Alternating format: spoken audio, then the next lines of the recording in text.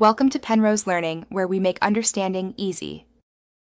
You start by preparing the Whoop in yourself so data is accurate.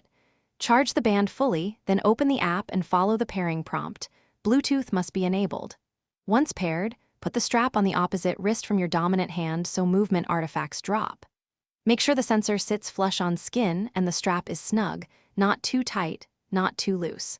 This step minimizes noise in heart rate and HRV readings and ensures continuous sleep and strain tracking from the first wear.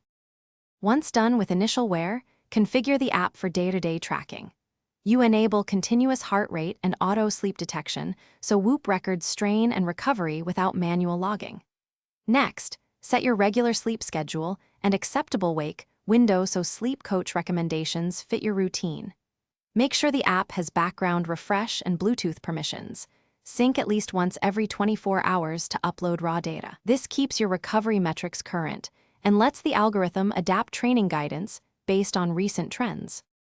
You finish by using Whoop Insights to guide behavior.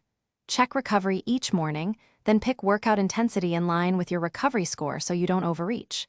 Once you see trends in HRV and sleep efficiency, make gradual adjustments to training and sleep hygiene. Whoop explains the why behind each recommendation.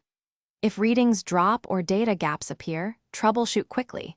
Reseat the strap, force close the app, reboot your phone, and resync. This resolves most connection or sensor reading issues and restores reliable tracking. Thanks for watching. If this was helpful, leave a like and consider subscribing. See you next time.